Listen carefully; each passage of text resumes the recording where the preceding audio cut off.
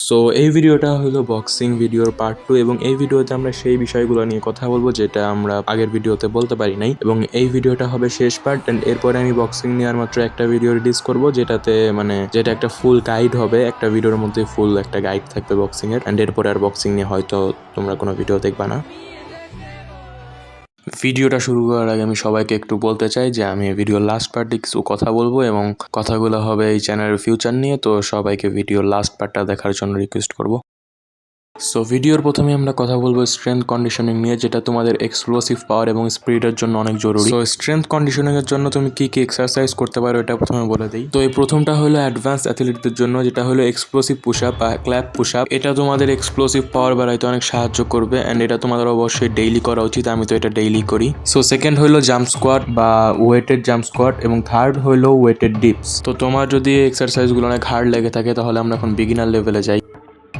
তুমি fast push আপস বা ফাস্ট নি পুশ আপস লাগাইতে পারো এবং তার পাশাপাশি তুমি লাঞ্জেস দিতে পারো, এবং এর সাথে সাথে তুমি ট্রাইসেপের যে কোনো একটা এক্সারসাইজ করতে পারো, এবং লাস্ট হলো ক্রাঞ্চেস দিতে পারো। অ্যান্ড এই সব কিছুর পাশাপাশি তুমি আরেকটা অনেক গুরুত্বপূর্ণ জিনিস করতে পারো, সেটা হলো বক্সিং ম্যাচ দেখা। জাস্ট বক্সিং ম্যাচ দেখার মাধ্যমে তুমি বক্সিং সম্পর্কে অনেক নলেজ গেইন করতে পারবা। আমি তোমাদেরকে এটার একটা এক্সাম্পল দিয়ে বোঝাই। জাস্ট থিঙ্ক অ্যাবাউট ইট যে তোমার মাইনক্রাফট খেলা অনেক পছন্দ, কিন্তু তুমি মাইনক্রাফট খেলার আগে প্রায় মাইনক্রাফট সম্পর্কে তুমি 300-400টা ভিডিও দেখছো।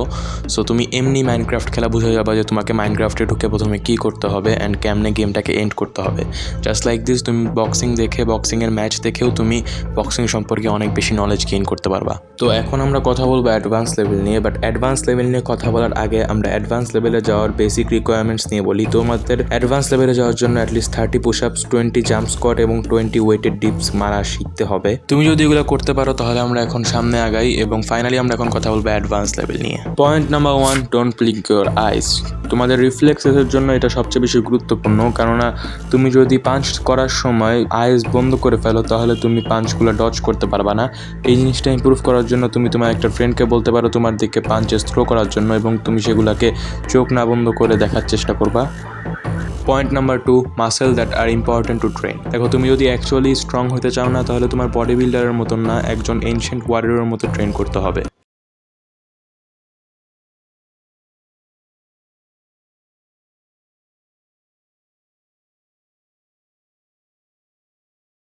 তোমরা হয়তো শুনে থাকবে এনশিয়েন্ট ওয়ারিয়ররা 70-80 কেজির সোয়ার্ড দিয়ে যুদ্ধ করতো। তো তোমাদের এটা মাথায় প্রশ্ন আসতে পারে যে তাদের মধ্যে এত স্ট্রেংথ কেমনে আসে। সো এটা নর্মাল রিজন হলো তারা অনেক আগে থেকেই বছরের পর বছর ধরে সেই পার্টিকুলার মাসেলগুলো ট্রেন করছে, যেগুলোর কারণে তারা এটা এখন করার মতো কেপেবল হয়েছিল। অ্যান্ড সেই মাসেলগুলো হইলো calves, abs, shoulder, neck, legs and lower back. এখানে লোয়ার ব্যাকটা খুবই জরুরি, কারণ বেশিরভাগ মানুষই লোয়ার ব্যাক ট্রেন করে না, যে কারণে পড়া যায় তারা ভয়ঙ্কর ইনজুরির সম্মুখীন হয়। সো এখন আমরা বলি বোনস কন্ডিশনিং নিয়ে। তো এখানে একটা দেখার বিষয় হলো মার্শাল আর্টের শরীরের থেকে বোনের উপরে বেশি প্রেশার পড়ে। তো তোমাদের বোন তোমরা ট্রেন করার জন্য তোমরা কিছু জিনিস করতে পারো, সেটা হলো বাম্বেল কার্ল, নাকেল পুশ আপস এবং হ্যান্ড স্ট্যান্ড। এগুলোর মাধ্যমে তোমাদের বোনস কন্ডিশনিং অনেক ভালোভাবে হবে। এখন আমরা এসে গেছি ভিডিওর সব থেকে অ্যাডভান্স পার্টে, যেটা হলো মাস্টার পাঞ্চ।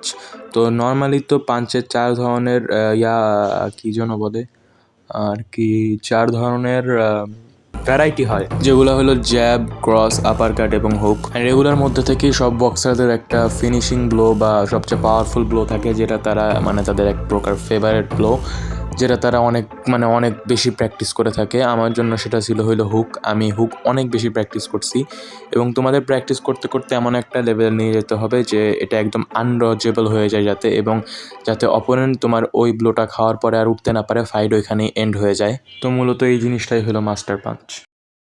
তো এখন ভিডিও লাস্ট পার্টে আমি কিছু জিনিস নিয়ে কথা বলতে চাই এবং একটু খোলাখুলিভাবে বলতে চাই, সেটা হইলো এই চ্যানেলের ফিউচার সম্পর্কে। আমি এই চ্যানেলে প্রথমে 1 বছর আগে একটা গেমিং ভিডিও ছাড়ছিলাম, যেটাই তখন তো তেমন কোনো ভিউ আসে নাই, বাট এখন 1 বছর পরে হুট করে এটাই 300-400 ভিউজ চলে আসতেছে এবং মানুষ কমেন্ট করতেছে পার্ট 2 আর। অ্যান্ড আমি এখন যে ভিডিওগুলো ছাড়তেছি এগুলোতে সাপোর্ট আসতেছে না, সত্যি কথা বলতে গেলে 1-2-3 জন দেখতেছে, তেমন একটা সাপোর্ট নাই, বাট হয়তো এটা লং টার্মে যায় মানুষ দেখবে। বাট আমি চিন্তা করতেছি এই চ্যানেলের ফিউচার নিয়ে, সেটা হলো যে এই চ্যানেলে শুধু এরকম সেলফ ইমপ্রুভমেন্টের ভিডিওর পাশাপাশি কিছু গেমিং ভিডিও ছাড়ার। সেলফ ইমপ্রুভমেন্টের ভিডিও ছাড়ি বলতে আমি যেটা করছি আমার জীবনে যেটা আছে আমি সেটাই বলি আমার ভিডিওগুলোর মধ্যে। অ্যান্ড আমি তার পাশাপাশি যদি আমি যে কোনো গেম খেলি, সেটা যদি আমি রেকর্ডিং করে দিয়ে দেই, আই থিংক সেটাও ভালো হবে। তো এটাই আরকি আমি একটা অ্যানাউন্সমেন্টের মতো বলতে পারো যে আপডেট একটা, যে এখন ২ রকমের কনটেন্ট থাকবে এখানে।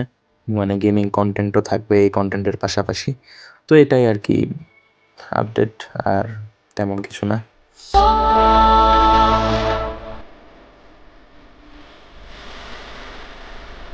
涙ながら